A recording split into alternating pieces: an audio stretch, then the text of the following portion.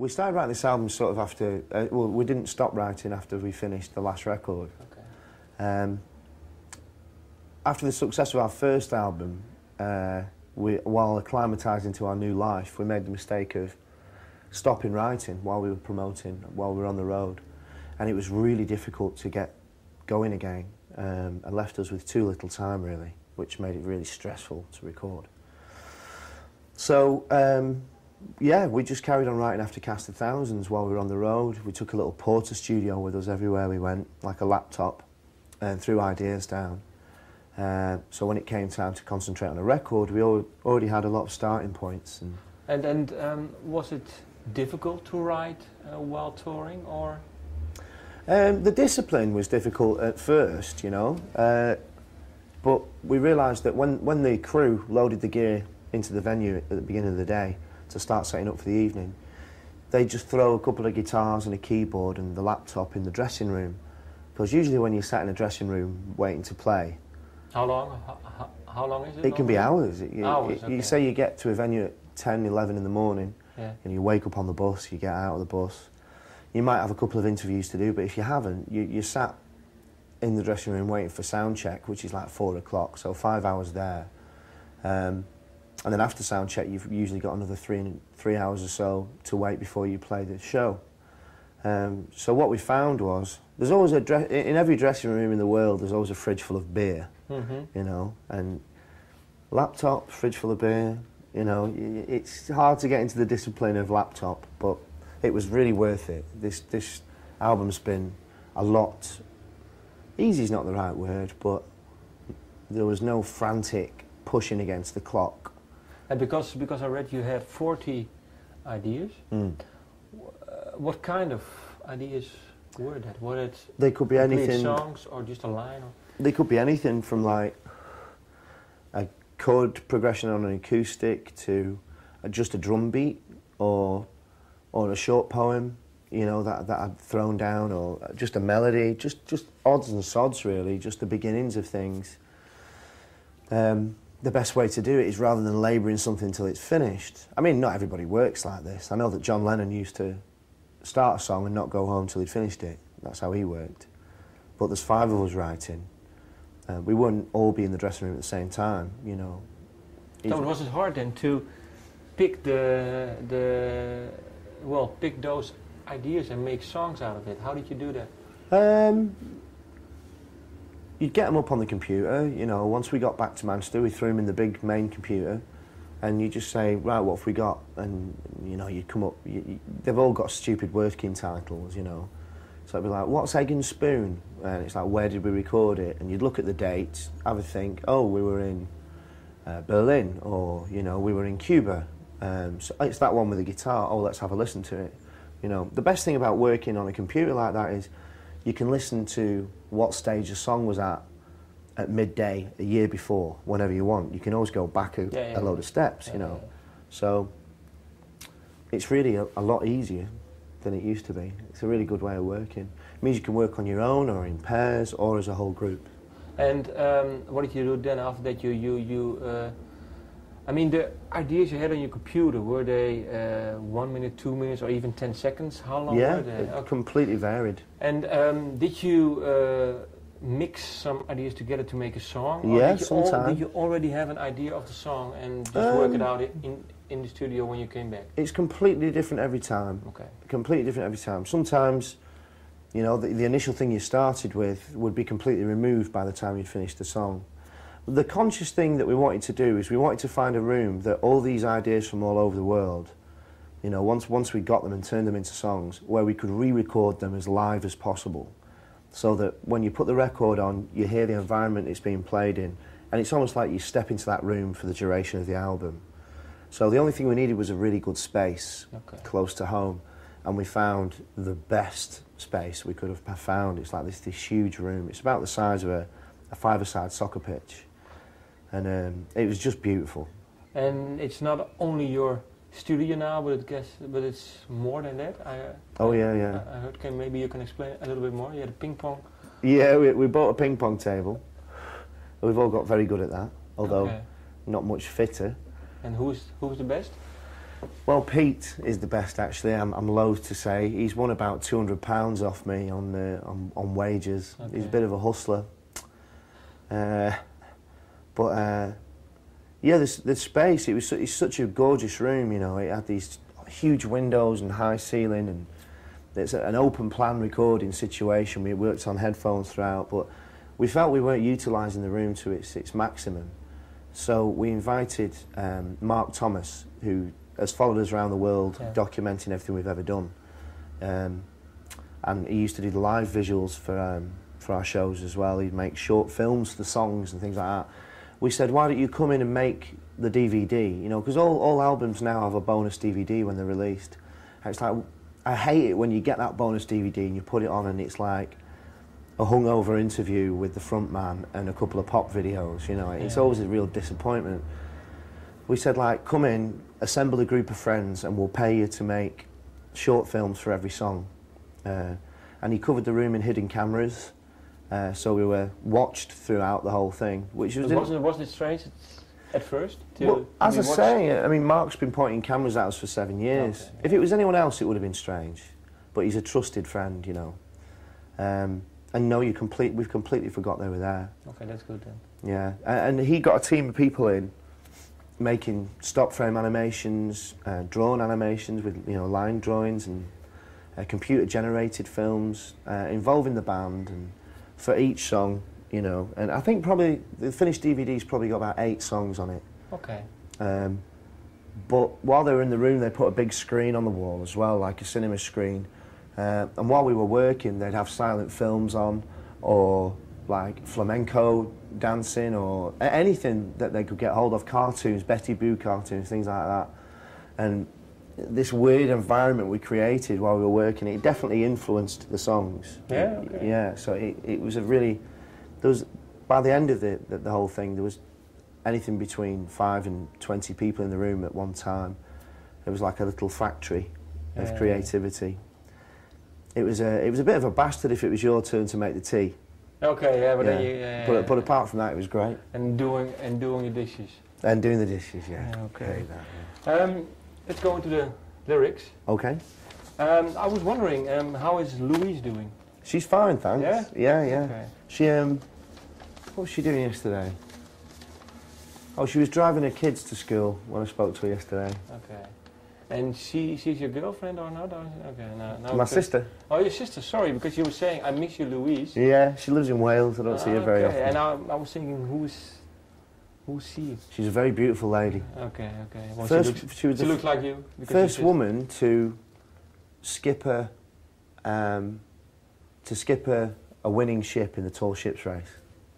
Okay. Yeah, she's a pretty impressive lady. Yeah. She told me the other day that she's going to go into space before she dies, and you know what? I believe her. Okay. Oh, it's tough woman then. She's great. Okay. And a good mum. Well, let's talk about home then. The first station approach. Mm-hmm. I never know what I want, but I know when I'm low that I need to be in the town where they know what I'm like and don't mind. Yeah. Homesick feeling on the road?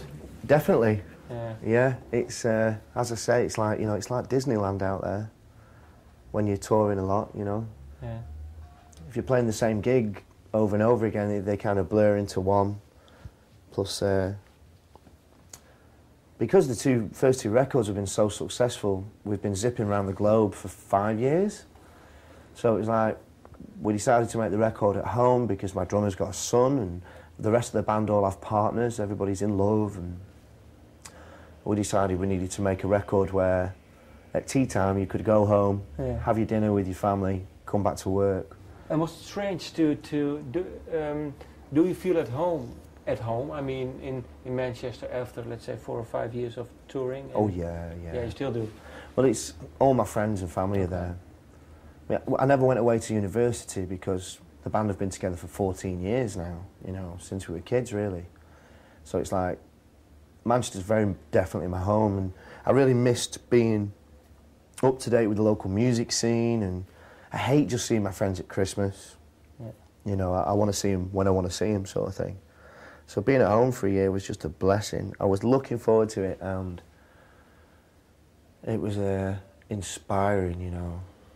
It's just I've got some pretty impressive friends and that are a constant source of comfort and inspiration. And because that's what the song is about. Yeah. Yeah. Well, the song's called Station Approach. Yeah. It's when you arrive in Manchester at Piccadilly train station, which even if you fly into Manchester, you end up getting off the train there, you know. Okay. You walk down Station Approach into the heart of Manchester, into Piccadilly. And as you get off the train, you can see all the courthouse buildings and old pubs over in that direction, and all the mills and stuff in that direction. And, you know what I mean? It's such a great feeling walking down Station Approach because, you know, like the line says, you feel like you designed the buildings that you walk by. Because you know them. Yeah. Okay. Well, then the next song, because you were saying touring a lot, I think it has to do also something with the other side of touring. Drinking in order to feel. Thinking, reinventing the wheel. Are you such a thinker then, on the road, or? Well, let's have a look at the chorus, which says... Little fish? Yeah. Little fish... You count for nothing? You count for nothing. Do your thing until you die. Keep your powder dry. Yeah. The music business is awash with cocaine. It's all over the place. It's run on it. It's too easy to get hold of, and you get tired on the road. And if you go down that road, you can forget who you are for days. You can really think that you're the most intelligent, funny guy in the world, that you look great. You know, in actual fact, you're just talking shit, you know. Well, have you been down the road then? Of course I have, yeah. And when did you decide to... Well, I was lucky in that the first time I tried cocaine was when I worked at a nightclub in Manchester. I was working long shifts because my manager left, so I had to do her work as well as mine.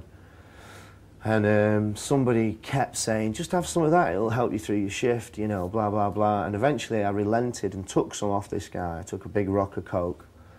And I didn't have any that night. It sat on a shelf at home, and occasionally I'd look at it, you know. And I thought, well, let's see what it does to my writing, you know, because I keep extensive journals, you know, and I have done since I was 14. So I did the whole lot. I guess there was a gram of cocaine there. I did the whole lot, and I wrote 25 pages of absolute shit. Do you know what I mean? Just egocentric rambling. Yeah. And I kept repeating myself, and it's scrawled in a really excited manner. And I remember at the time thinking two things. I'm a genius. And doesn't it feel great to breathe? You know, I was probably going, you know, while I was doing it, you know. So Picky Bugger is a little bit of a cautionary tale for anyone who thinks they're the bee's knees because of the substances they're taking, you know. Yeah. We've got a society that caters to alcoholics, you know what I mean? So stick with that one. Yeah. Okay. So, Wise. Let me see another one. Well, this one. It's now is my favorite of the album. Leaders of the Free Will. Well, here's a line. I'm sick of working for a living. I'm just ticking off the days till I die. I miss you, Louise. Referring to my first question. But this is the thing I want to talk about. Is passing the gun from father to feckless son. We're climbing a landslide where only the good die young. Bush. Yes. The bushes. Yeah. And you were saying, because you were watching the TV one time when the old Bush and the young Bush were standing next to each other, and you were saying, well, you could see him being a spoiled brat. Yeah, he was like physically shrugging his father off. It was a press shoot, the world's presser there. And his father stood with his hand on his shoulder. You can see Bush Jr. sort of like hogging the limelight, you know, as if to say, fuck off, old man, it's my time. You know. It's just... The reason we call the song Leaders of the Free World is because of what happens when he goes into a room. You know, somebody walks in front of him and says, ladies and gentlemen, please be upstanding for the Commander-in-Chief and Leader of the Free World, the President of the United States of America, George Bush. You know what I mean? It's like, he's got those ridiculous titles. So we thought we could nick one. Yeah, so that's my question. Why did you call the album then? Some kind of... Well, Generally just to be a bit more provocative. Yeah. You know. Because I think it's the most outspoken song politically on the album. It's the only political song on the album. So because I was thinking, well, it's the only one, and you named the album that way. So just to emphasize it. Yeah, I mean, it makes a lot more sense. The finished artwork isn't actually, the details aren't put in. Okay. But on the front cover, you've got 5 characters on the front cover who are characters inspired by the lyrics in the song. This illustrator I know called Mike, he's got a Mexican guy on a hobby horse. He's got the drinker from Picky Bugger. Okay. Yeah. You know, who's got like a plastic beak on a string on. He's got the doorman described in Butter with Mace. Yeah. You know, and they're all talking conspiratorially. And when you look at it, it's so mawkish and homegrown. You realise that it's an ironic title, really. It's Okay. Just being cocky. And you were saying, well, what do you think then? Because you were saying, but I think we dropped the button like the 60s didn't happen. So you think now it's a bad state? Yeah, I think so. Because you've travelled the world, and maybe, is it something, have you always thought about it this way, or is it something that has come the last few years? I've seen it escalate. You know, we've all seen the violence escalate. And we've seen like a really irresponsible mainstream media, you know. It should be illegal to say the word Muslim next to the word terrorist. 1 in 5 people in this world are Muslims. Muslim friends of mine are suffering in the country that they grew up in. They own Britain as much as I do. Yeah. You know, Western leaders are ruling by fear. They're dividing us up in order to try and conquer us. But did you see this more while traveling? Because then you meet other cultures, and you're not that, let's say, one who sticks to one country and always sees the same television and the same read the same newspapers. And you get but influenced. I mean, even the most educated, well-informed, free-thinking people I know only know what they know of the world through the media. Yeah. You know, and if they're told that all Muslims are terrorists, they're going to fear all Muslims. You know, and a handful of people have hijacked a religion and made it their platform to gain power for political end. But this is then, shouldn't this be a song then about the media, or not about Bush? That song is a tongue-in-cheek. It's not a protest song. No, it's. I'm sick of being scared. Okay. Sick of being scared of these people. Sick of being angry about these people. It's like a clip round the ear for an 8-year-old George Bush. Yeah. It's get to bed. Yeah, so it's like you were saying, but the leaders of the free world are just little boys. Throwing stones. Yeah. Okay, and then this one is about you, I think. Mexican Standoff. This line: your sweet reassurances don't change the fact that he's better looking than me.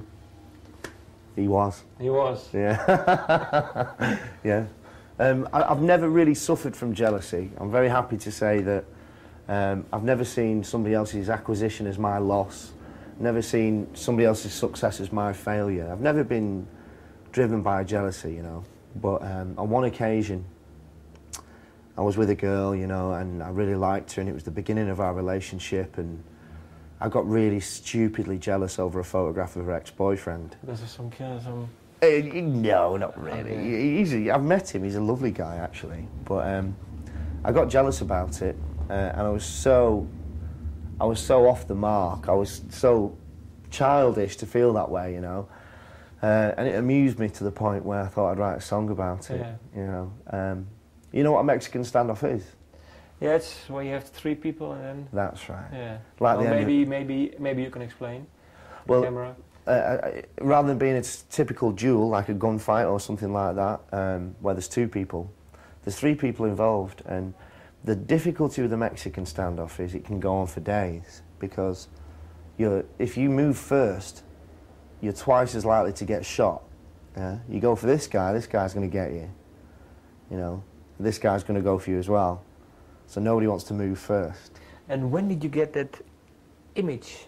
When I met him with my girlfriend present. Okay, so that's it.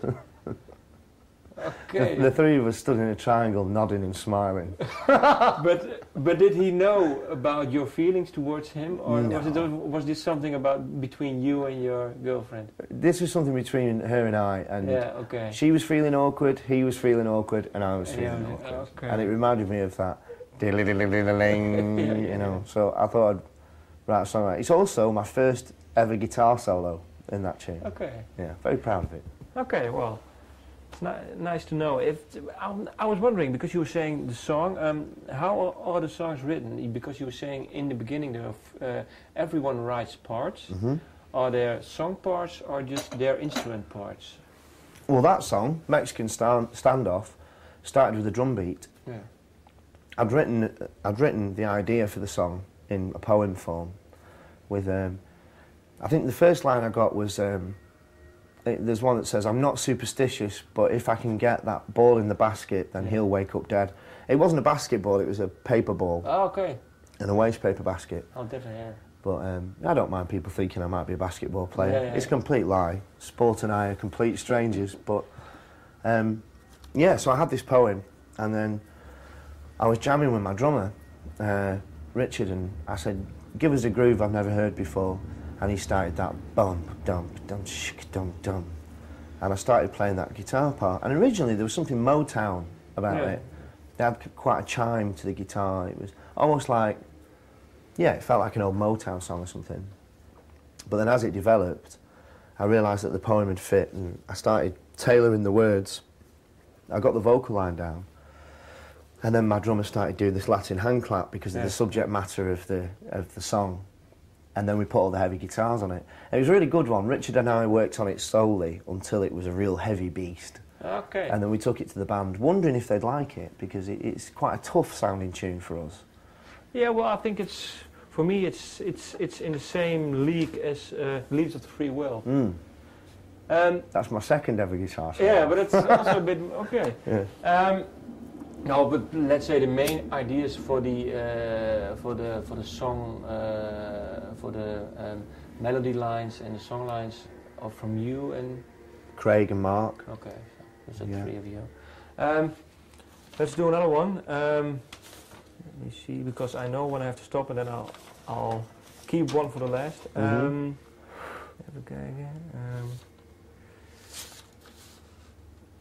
Yeah, this you were saying, because it was he's also on the front page, on the cover, on the album cover. The song is, let me see. Forget Myself, is it? Yeah, Forget Myself. Yeah, it is. So I look for a plot where I can bury my broken heart. No, I know I won't forget you, but I'll forget myself, and if the city will forgive me. It's Friday night in Manchester is singles night. Everybody from the surrounding towns pours into the city in fresh pressed skirts and shirts. There's a bit of a regimented haircut in Manchester. I'm sure you've had enough of them in Amsterdam to tell me what it is. No hair. Yeah. And they go out, and they're shouting and they're bawling, and there's big groups of them swinging through the streets, looking for love, really. And you were one of them. I was one night, yeah. And you had the same hair then? Or? I didn't wear the uniform. No? No, I was recently broken-hearted, Yeah. and I went out desperately looking for company. And I decided to try the nightclubs where everybody else tried them. Okay. It features a description of a doorman I used to work with, because the doormen in Manchester are all powerful, you know. Yeah, there is one really nice line. He is so mercifully free of pressures of grace. Yeah. So I don't think you were friends then. If you asked him, he'd say yes, because I was terrified of him. I laughed at every joke he ever made. But no, he was a pretty scary character. Yeah. Some of the doormen I worked with were cool, Yeah. good at the job. Some doormen are like, they're looking for a fight rather than trying to avoid one. Yeah. But they hold the keys to heaven, you know. If you can't get in the club, you ain't finding anybody for the night. If you don't find anyone for the night, you'll settle for a scrap at the taxi rank. Yeah. And I found myself joining the pack one night. And did you succeed that night? No? Okay. No. You were saying you're keeping a journal, well, since you were 14 or something. Mm-hmm. The lyrics you write, do you write them solely for the music? Or because you were saying you also had a poem and that transformed it into a lyric. How do you normally write your I throw down observations, or if I find a new way of saying something, I'll scribble a note. But you always write them down first? Yeah. No melody in your head? Or No, just, no. okay. Rhythms maybe. Okay. As I'm writing, I'll get into a rhythm. Diary entries, overheard conversations, you know. I heard a good one on the train a couple of months ago. Do you know Sky Television? Yeah, no. Yeah. Well, it was this woman on the phone and she looked really upset, so I was listening to what she was saying. And she kept saying, I'm okay, honestly, I'm okay. And she went, anyway, there's a man coming round on Monday to fix my Sky. And I thought, wow, he sounds like a great bloke. Yeah. So it's, you know, just things taken out of context and things like that. Okay. Well, then the last, I think it's nice to, it's also the last song on the album. Puncture repair, I leaned on you today. I regularly hurt but never say. You patched me up and sent me on my way. I leaned on you today. Yeah. That's the band. It is actually. It's the drummer Richard. Yeah. For one reason or another that I won't go into, I was in real trouble. I was very, very down. And despite being Richard's friend for years, he's never been my confidant. But because they have a young baby, and it was so early in the day, I knew they would be awake. Nobody else I knew was awake. And I found myself phoning them, you know, like, help, you know, I'm fucked. And they came and picked me up, took me to the house, made me a cup of tea, made me feel better about myself, packed me off. And I scribbled it down, and that never changed its rhythm or its structure. The next time I saw Craig, it was written and recorded in about 20 minutes. But does he know it? Yeah, but he didn't know it till it was finished, and it made him cry. Yeah? Yeah. Oh, that's good. Because that's the band for you now? Because you were saying 14 years, it's friends and making music together then? They're my brothers. I know them as well as I know my own family, you know. My drummer's son calls me Uncle Guy. Okay. I'm a lucky man. Okay, good. Thank you. Thank you. Good to see you. Yeah.